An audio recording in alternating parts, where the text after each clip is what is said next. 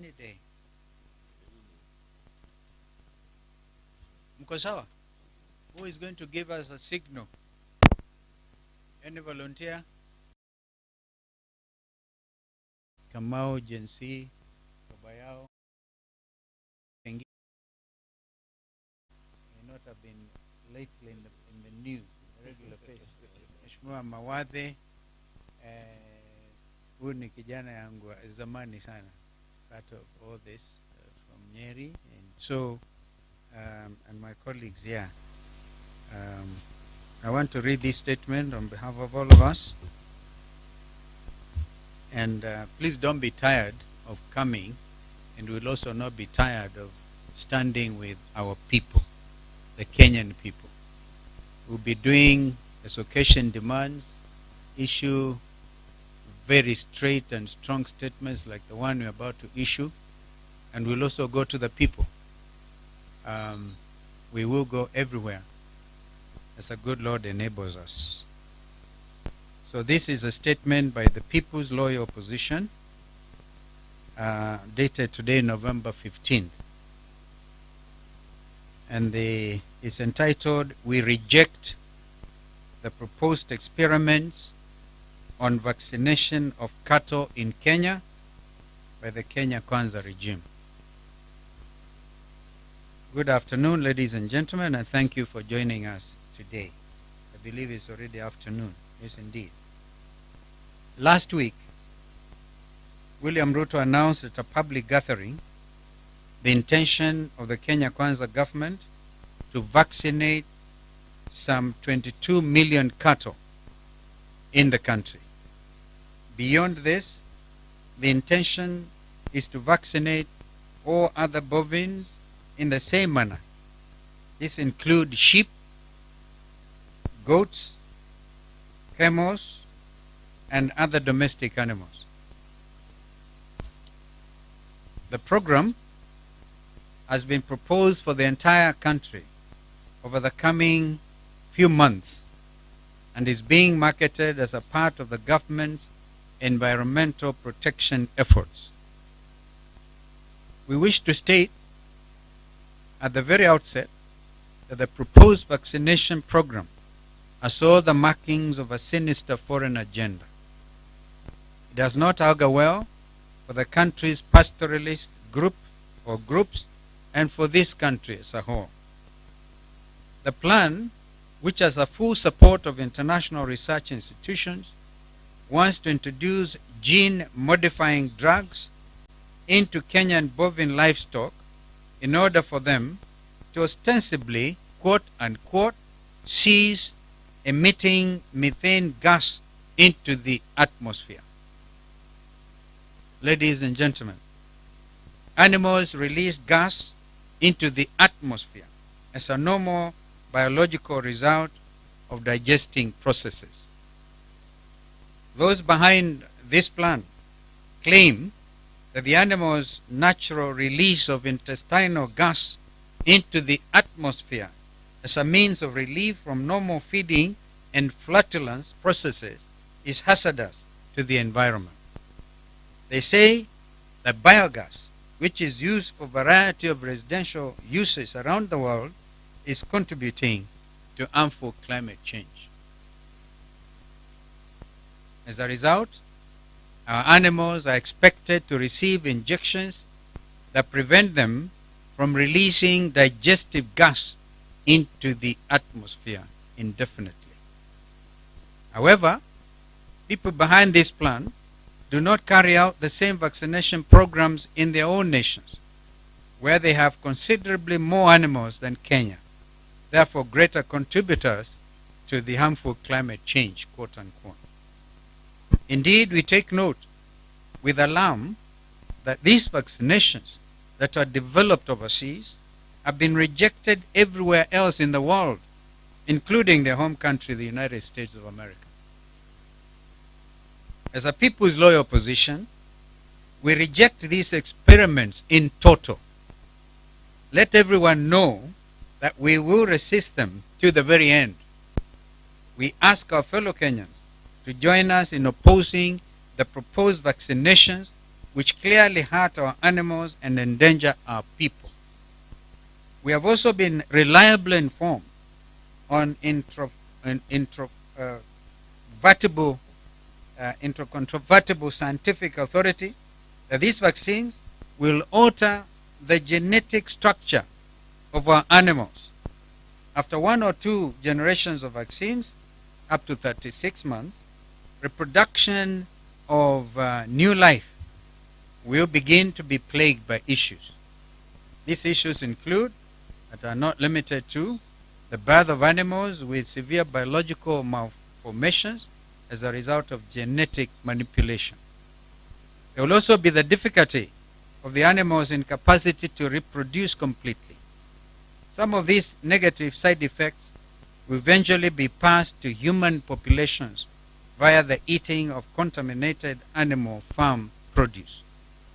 This is completely unacceptable, and on behalf of the Kenyan people, we will not tolerate it.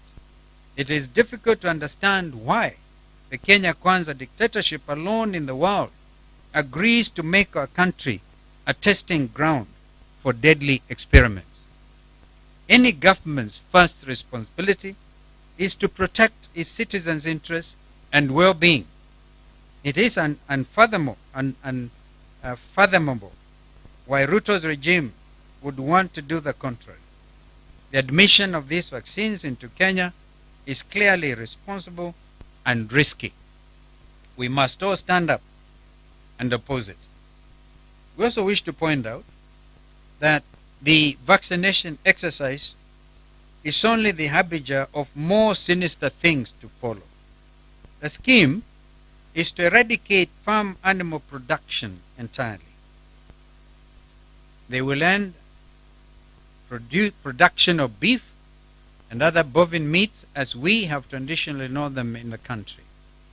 The proprietors of these projects seek to replace farm foods with industrially generated synthetic meats. The negative consequences are twofold. The first issue is the deterioration of livelihoods in pastoralist communities.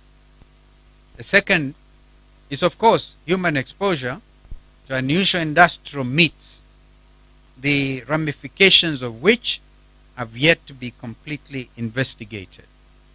Essentially, these are side effects. We are calling Kenyans to action by our presence today at this press conference. We urge you to oppose this nefarious act by this dangerous and unpopular regime. Pastoralists and other livestock owners have a responsibility to preserve their animals and livelihoods. Do not allow anyone to get near your animal under pretense of vaccination. Our food sovereignty, and that's important, our food sovereignty and security are not subject to compromise. Our animals and people's health are equally important. Every Kenyan, therefore, has a responsibility to aggressively oppose this cruel goal. We ask all Kenyans to remain very vigilant. Do not allow any agent or official of the Ruto regime to come anywhere near Kenyan cattle with these vaccines. There will be no forced vaccination of animals in Kenya. We all remember stories of anthrax. If you're coming to vaccinate against anthrax and known the things we all know, we will resist by all constitutionally protected and guaranteed means. Lastly, ladies and gentlemen, we commend our Catholic bishops for calling out this rogue government on its unethical dealings with the people of Kenya that are corroding the basic core values that we cherish as a Kenyan people. Now, because of this genetically modified approach, you can never plant the same seeds twice. Yeah, you plant once and you have to wait. And we went to court. We instructed our learned friend Paul Mwangi to go to court of that GMO thing. The course last few days, I think, took a negative decision. We have instructed Paul Mwangi again to go on appeal, because we must keep ourselves engaged on the welfare of our country. With the complications of shaf and shif, yeah, sha and shif, shisha, as Baba Yao calls them, shisha, yeah. Where are we going to get all these people? People with compromised immunity and things. But while we are at it, we want to thank the good Lord for restoring the health of our brother here, Honorable Karima. He's here. I think you should really come and be seen, because he has come to invite us to attend an event at Kenya on the 8th of next month. This gentleman has just come from treatment in India. And India has become now a health tourism destination. Instead of our people now benefiting, and this is the way we should look forward and create tourism around medicine. But instead, we are dispatching our people all over, mainly to India. The story of Mheshimiwa Karima is amazing. People have written him off, but he's back. He received bone marrow transplant in India, and he's looking so well. We can do better. But with this regime, I have absolutely no idea what is happening.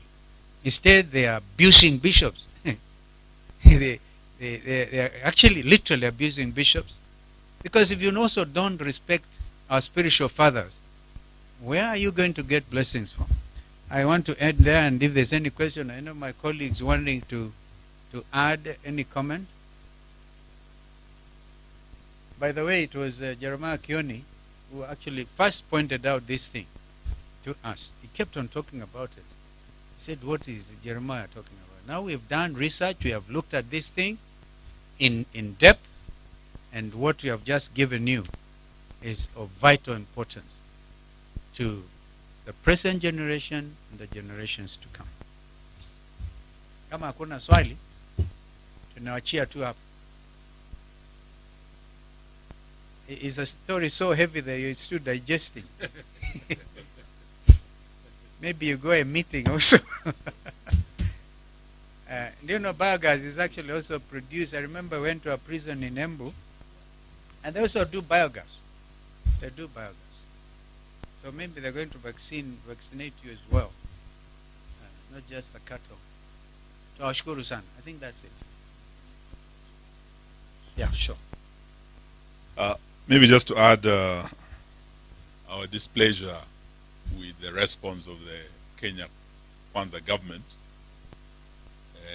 to the statement issued by the bishops yesterday. And we want to urge them to just stop the insolence and the intolerance that they are showing to criticism. Stoning the bishops or trying to kill the messenger will not change the message.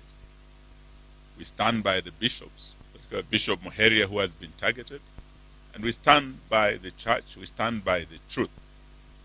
And we want to tell our colleagues in government that what the bishops have said is what the Gen Zs said, is what the millennials said, is what the opposition is saying, is what the international community is saying. Stop the abductions, stop the corruption. So name calling or trying to intimidate the bishops will not change the truth. Address the issues, stop the insolence, stop the intolerance. Thank you. Jeremiah. Thank you. Pengine kuongeza tu na kusema kwamba Ruto amedanganya sisi mpaka sasa ameenda kudanganya ng'ombe. Na Wakenya wasipochunga tutaanza kuona ng'ombe imezaliwa ikiwa na mikia miwili kama waipa ya gari, moja pande hii na ingine pande hii. Na ni vizuri ujue Ruto amekuwa hapa Tagaza University, and he has gone further to attack the clergy. Amesema kule ya kwamba ametembea kanisani, amegundua ya kwamba makasisi hawajasoma. Amesema waanze kufunzwa na Tagaza University. Hayo ni baada ya kuhakikisha kwamba more than 11 of his UDA people have had an attack on the Catholic bishops. Like it has been mentioned here, the targeted bishop is Archbishop Muheria. And it is important to know that Muheria did not even lead the statement. It was led by other bishops. Ngetish was one of them. He is not the chair of the bishops. But that profiling and saying that that was a tribal statement is a profiling that is in keeping with the Ruto regime. And Kenyans needs to be clear in their minds. And that's why you keep seeing us with the Mheshimiwa Stephen Kalonzo. We believe that you'll be able to put a team together that will reverse all these things within the 100 days, 200 days, 300 days, maximum a year, so that we can get Kenya back on track. Lile limebaki Kenya hii ni kuodoa Zakayo peke yake. Kufika hapa, all public universities have lost the first semester. First years did not run. All the universities are on strike. The lecturers are not being paid. More universities are about to collapse.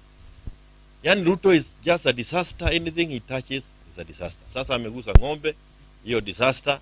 Ati ng'ombe ambayo sijui, what do you call kinyesi ya ng'ombe? Inaitwa nini? Zamadi. Ati ikitoa hiyo moshi, hewa inaharibika. This guy, Mwenyezi Mungu, saidia atoke. Alitoka wapi? Can you imagine atuambia zamadi ya ng'ombe sasa ndio shida ya Kenya wote, na hiyo ndio anataka kutibu. Your Excellency, Kalonzo Musyoka kuna kazi.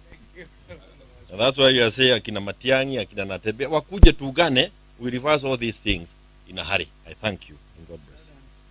Thank you so much.